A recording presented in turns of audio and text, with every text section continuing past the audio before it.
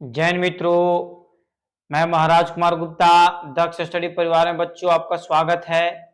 जो व्यक्ति का बिहार स्टेट का एग्जाम क्वालिफाई हो चुका है उनके लिए बीपीएससी म्यूजिक टीचर का बहुत ही जल्द अनाउंसमेंट होने वाला फॉर्म भरने के लिए, इसलिए आप हमारे साथ लगातार जुड़े हुए रहें।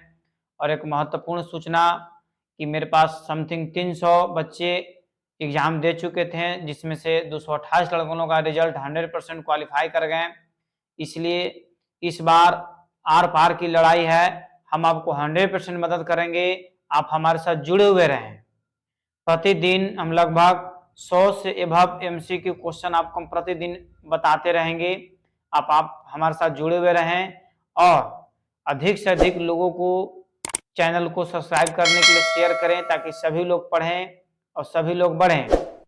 इसलिए बिना समय गवाए हुए आज का प्रथम प्रश्न है कि अलंकार किस भाषा का शब्द है। अलंकार किस भाषा का शब्द है? तो इसका आंसर बच्चों आपको हो जाएगा संस्कृत भाषा का। अलंकार के कितने भाग हैं? अलंकार के कितने भाग हैं? इसका आंसर आपको है 4। इसका आंसर कितना है? 4, अर्थात अस्थाई, आरोही, अवरोही तथा संचारी। नेक्स्ट क्वेश्चन है कि सरल, अर्थ जटिल, जटिल, मेरुखंड, ये सब किसके वर्ग हैं? इसका आपका आंसर हो जाएगा अलंकार का। किसका आंसर हो जाएगा? अलंकार का। आलाप से क्या क्या दर्शाया जा सकता है? आलाप से क्या क्या दर्शाया जा सकता है? इसका आंसर है राग की जाति, राग की चलन, राग का स्वरूप, अर्थात उपयुक्त सभी सही है। आलाप किस किस तरह गाया जा सकता है? तो आकार के आलाप, नोम तोम के आलाप, शब्द के आलाप, अर्थात इसका आंसर आपको है उपयुक्त सभी। नेक्स्ट क्वेश्चन है बच्चों आपका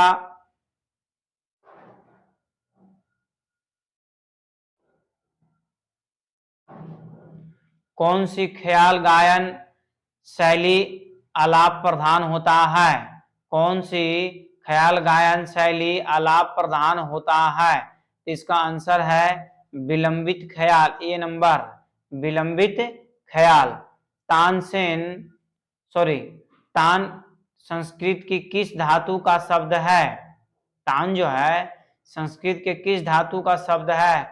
इसका आंसर आपको हो जाएगा तन। ये आपको स्टेट एग्जाम में पूछ चुका है। तान के कितने प्रकार हैं? तो तान के आपको 19 प्रकार है। तान के कितने प्रकार हैं? 19 प्रकार हैं। आलाप और तान में किसका अंतर होता है? आलाप और तान में किसका अंतर होता है? इसका आंसर आपको हो जाएगा लय का, मन लय, अर्थात बी नंबर। अगला क्वेश्चन है कि राग की ध्वनि को दूसरे स्वरों से बिना खंडित किए हुए मिलाना क्या कहलाता है? इसको आपको हम बोलते हैं मिंड बोलते हैं। क्या बोलते हैं? मिंड। नेक्स्ट क्वेश्चन बच्चों कि मिंड के कितने प्रकार होते हैं? तो मिंड के आपको 2 प्रकार है। मिंड के कितने प्रकार हैं? 2 प्रकार। ऐसे भी याद रख सकते हैं मिंड में 2 अक्षर है तो 2 इसका प्रकार भी है। अर्थात पहला है अनुलोम और दूसरा का है विलोम। पहला अनुलोम और दूसरा का विलोम।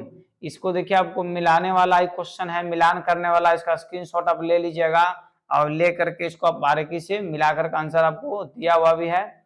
ये भी आपको मिलान करने वाला क्वेश्चन है, ध्यान दीजिएगा। अगला क्वेश्चन है कि गमक की विशेषता तथा गमक के कितने प्रकार हैं? तो स्वर के कंपन को ही हम गमक की विशेषता बोलते हैं। स्वरों की कंपन को ही गमक की क्या बोलते हैं? विशेषता बोलते हैं। तथा गमक के 15 प्रकार हैं। आ जाएगा कि गमक कितने प्रकार का, तो कितना टिक आउट किया जाएगा? 15 प्रकार टिक आउट किया जाएगा। ठीक है। नेक्स्ट क्वेश्चन बच्चों कि रूपक ताल में कितनी मात्राएं होती है? रूपक ताल में कितनी मात्राएं होती है? तो इसका आंसर आपको हो जाएगा 7, मतलब 7 हो जाएगा। नेक्स्ट क्वेश्चन है कि रूपक ताल में कितने कितने मात्राओं के कितने विभाग हैं?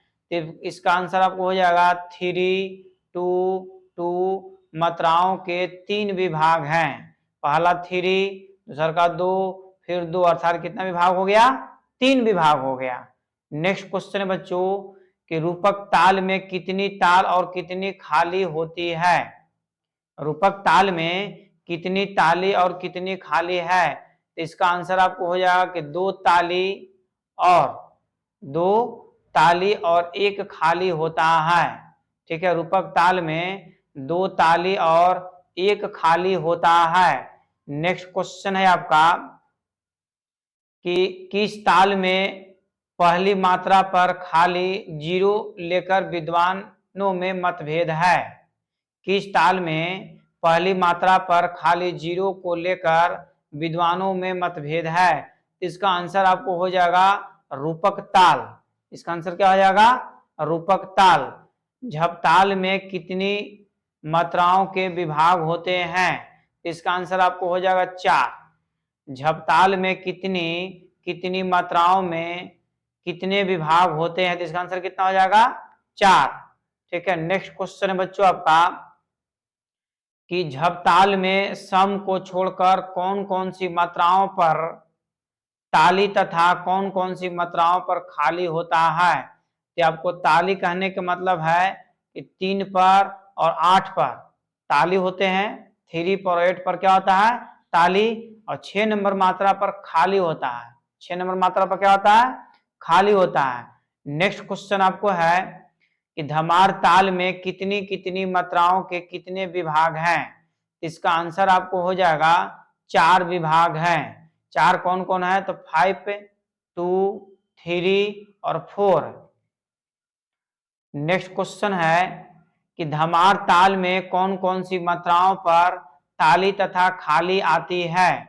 इसका आपको आंसर हो जाएगा 1 पर, 6 पर और 11 पर ताली होता है। 1 पर, 6 पर और 11 पर क्या होता है? ताली। और 8 नंबर पर क्या होता है? खाली होता है। नेक्स्ट क्वेश्चन है बच्चों आपका कि धमार ताल में अवग्रह चिन्ह, ठीक है, जो इस की तरह दिलाता है, धमार ताल में अवग्रह चिन्ह कितनी बार आता है। इसका आंसर आपको हो जाएगा 2 बार। आंसर कितना हो जाएगा? 2 बार।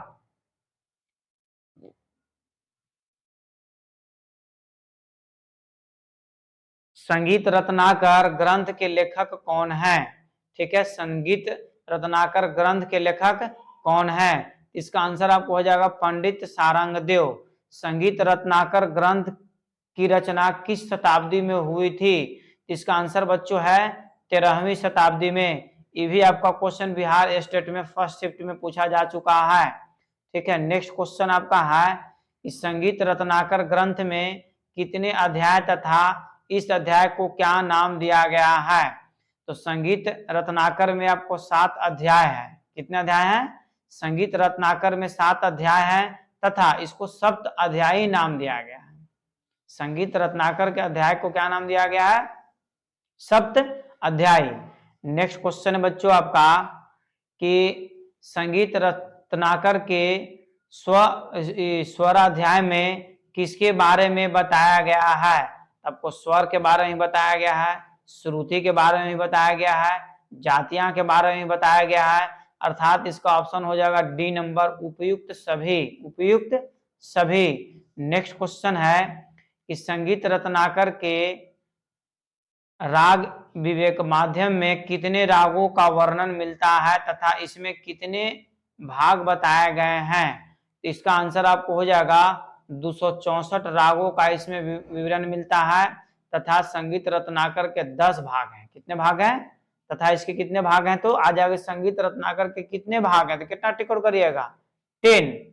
नेक्स्ट क्वेश्चन है बच्चों आपका कि संगीत रत्नाकर ग्रंथ के प्राकीर्णिक अध्याय में वाग्यकार के कितने लक्षण बताए गए हैं। इसका आंसर आपको हो जाएगा 28, 28 है। कितना हो जाएगा आंसर? 28, 28 है। नेक्स्ट क्वेश्चन है कि संगीत रत्नाकर ग्रंथ के प्रबंध अध्याय में संगीत को कौन कौन से भाग में बांटा गया है। बहुत ही महत्वपूर्ण प्रश्न है। तो 2 भाग में इसको बांटा गया है। पहला है देश और दूसरा मार्गी संगीत। मार्गी संगीत पहला है देशी तथा दूसरा क्या है? मार्गी संगीत है। नेक्स्ट क्वेश्चन बच्चों आपका कि संगीत रत्नाकर ग्रंथ के ताल अध्याय में ताल के किस अंग के बारे में वर्णित नहीं किया गया है? इसका आपको आंसर हो जाएगा सभी अंग वर्णित किए गए हैं। मतलब जितने भी इसमें अंग वर्णित किए गए हैं संगीत रत्नाकर में सभी के सभी स्पष्ट रूप से वर्णन सारंग देव जी कर चुके हैं। अगला क्वेश्चन है कि संगीत रत्नाकर ग्रंथ के वाध्याय में मुंह से हवा फूंकते हुए बनाए जाने वाले वाद्य किस श्रेणी में रखते हैं? इसका आंसर आपको हो जाएगा सुशीर वाद्य, मतलब वैसा वाद्य जिसको मुंह से फूंक करके बजाया जाता है, एयर दे करके बजाया जाता है, वैसे वाद्य को हम क्या बोलेंगे? सुशीर वाद्य बोलेंगे। आपको स्टेट एग्जाम में यह भी प्रश्न पूछा जा चुका है। स्टेट में आपको था कि इनमें से कौन सुशीर वाद्य है, उसमें ऑप्शन हम बता चुके थे। बांसुरी भी था, हारमोनियम भी था। हारमोनियम भी सुशीर वाद्य के अंतर्गत आता है क्योंकि मुंह से उसमें एयर नहीं भरा जाता, परंतु जैसे जैसे होता है वो जैसे एयर से ही बचता है, इसलिए हारमोनियम भी सुशीर वाद्य के अंतर्गत रखा गया है। संगीत रत्नाकर ग्रंथ नृत्य अध्याय में किसके बारे में बताया गया है? इसका आपको आंसर होगा नृत्य के बारे में और नाट्य के बारे में, मतलब दोनों सही है। कितना आंसर सही है? दोनों का दोनों इसमें आंसर सही है। संगीत रत्नाकर ग्रंथ में स्वरों की कितनी श्रुतियां तथा जातियां मानी गई है? संगीत रत्नाकर में कितने स्वर तथा कितनी श्रुतियां मानी गई है? इसका आपका आंसर हो जाएगा 22 श्रुति है तथा 18 जातियां हैं। संगीत रत्नाकर में 22 श्रुति तथा 18 जाति का वर्णन किया गया है। रागों को समय की दृष्टि से निर्धारित करने के लिए कितने सिद्धांत बनाए गए हैं? इसका आंसर आपको हो जाएगा 6 सिद्धांत बनाए गए हैं। नेक्स्ट क्वेश्चन बच्चों आपका कि रागों को गीत के अर्थ पर समय निर्धारण में कैसे समय निर्धारित किया जाता है? इसका आंसर हो जाएगा आपको गीत के अर्थ पर, अर्थात सी नंबर, गीत के अर्थ पर। नेक्स्ट क्वेश्चन बच्चों कि बसंत राग तथा मेघ मल्हार राग जैसे रागों को समय निर्धारण में किस श्रेणी में रखा जाना चाहिए? इसका आंसर आपको है ऋतु के अनुसार। किसके अनुसार? ऋतु के अनुसार इसका समय निर्धारण किया जाता है। नेक्स्ट क्वेश्चन है कि उत्तरांग पूर्वांग प्रबल के अनुसार समय निर्धारण में जिन राग का उत्तरांग प्रबल होता है वे किस समय गाए जाते हैं? तो इसका आंसर आपको हो जाएगा दिन के उत्तरार्ध में। दिन के उत्तरार्ध में जितने भी आपके पास हम प्रश्न लेकर के बच्चों आए हैं सभी के सभी बीपीएससी म्यूजिक टीचर के लिए अति आवश्यक प्रश्न है। आप हमारे साथ जुड़ें और अधिक से अधिक क्वालिफाई कराने में आपको हम 100% मदद करेंगे। इस चैनल पे सिर्फ अभी वर्तमान समय में म्यूजिक टीचर का ही प्रश्न लगातार डाला जा रहा है। नेक्स्ट क्वेश्चन ध्यान दीजिए, वादी संवादी के समय निर्धारण के अनुसार जिन लोगों का वादी स्वर सप्तक के उत्तरार्ध में होता है वह किस समय गाए जाते हैं? इसका आंसर आपको हो जाएगा रात 12 बजे से दोपहर 12 बजे तक। रात 12 बजे से दोपहर 12 बजे तक। मध्यम स्वर के समय निर्धारण के अनुसार जिन रागों में तीव्र मध्यम लगता है उन रागों की प्रबलता किस समय होती है? इसका आंसर बच्चों हो जाएगा रात के समय, मतलब रात्रि में।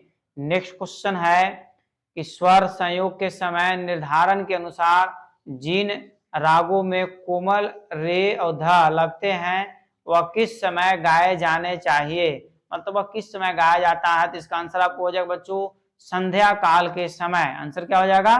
संध्या काल के समय। नेक्स्ट क्वेश्चन आपका है कि स्वर संयोग के समय निर्धारण के अनुसार जिन रागों में शुद्ध रे और ध लगता है किस समय गाया जाना चाहिए? तो सुबह 7 बजे से लेकर के 10 बजे तक। सुबह 7 बजे से लेकर के 10 बजे तक। नेक्स्ट क्वेश्चन बच्चों आपका कि स्वर संयोग के समय निर्धारण के अनुसार जिन रागों में कोमल ग नी लगता है उन रागों को किस समय गाया जाना चाहिए? उन रागों को किस समय गाना जाना चाहिए? तो इसका आंसर आपको हो जाएगा सुबह 10 बजे से रात्रि 4 बजे तक, सुबह 10 बजे से रात्रि 4 बजे तक। भैरव राग का थाट क्या है? भैरव राग का थाट क्या है? इसका आंसर आपको हो जाएगा भैरव। बहुत ही महत्वपूर्ण प्रश्न है। भैरव राग की जाति क्या है? तो संपूर्ण संपूर्ण। भैरव राग की जाति क्या है? तो संपूर्ण संपूर्ण।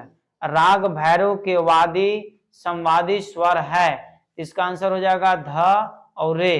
ध और रे। राग भैरव का गायन समय क्या है? तो प्रातःकालीन। राग भैरव का गायन समय क्या है? तो प्रातःकालीन। राग भैरव के रे और ध स्वर किस प्रकार प्रयोग होते हैं? इसका आंसर आपको हो जाएगा रे और ध। भैरव राग का प्रबल अंग क्या है? भैरव राग का प्रबल अंग क्या है? इसका आंसर आपको हो जाएगा उत्तरांग। आंसर क्या हो जाएगा? उत्तरांग। भैरव राग के न्यास के स्वर कौन से हैं? इसका बच्चों आंसर आपको हो जाएगा स, रे, प, ध। नेक्स्ट क्वेश्चन बच्चों आपका कि राग रामकली, राग कलिंग विभास और राग बंगाल भैरव किसके सम प्राकृतिक राग हैं? इसका आंसर आपको हो जाएगा भैरव राग। आंसर क्या हो जाएगा? भैरव राग। नेक्स्ट क्वेश्चन है बच्चों कि राग भैरव के विषय में विद्वानों में किस स्वर पर विवाद है? इसका आंसर आपको हो जाएगा नी स्वर पर विवाद है। किस पर है? नी पर। नेक्स्ट क्वेश्चन बच्चों कि ग म ध, मैंने इसको आप थोड़ा सा क्या कीजिएगा, स्क्रीनशॉट लेकर के देख लीजिएगा। इसका आंसर आपको है राग भैरव। बागेश्वरी राग का थाट क्या है? इसका आंसर आपको हो जाएगा काफी। बागेश्वरी राग का थाट क्या है? जिसका आंसर क्या हो जाएगा? काफी। बागेश्वरी राग की जाति क्या है? तो औडव और संपूर्ण। जबकि जो राग है भैरव राग, उसका जाति जो है संपूर्ण संपूर्ण है। जबकि बागेश्वरी राग की जाति क्या हो गया? औडव और संपूर्ण है। नेक्स्ट क्वेश्चन है कि बागेश्वरी राग में कौन से स्वर वर्जित हैं? इसका आंसर हो जाएगा आरोह में रे और प। रे और प।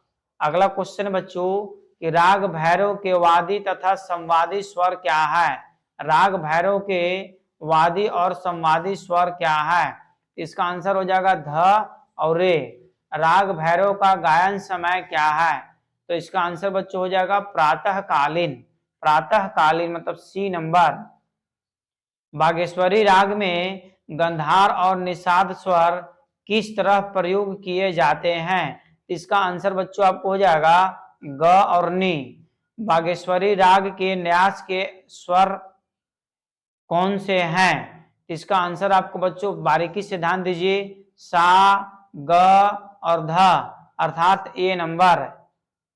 राग भीम पलासी किसका सम प्राकृतिक राग है? इसका आंसर बच्चों हो जाएगा बागेश्वरी राग। क्या हो जाएगा? बागेश्वरी राग।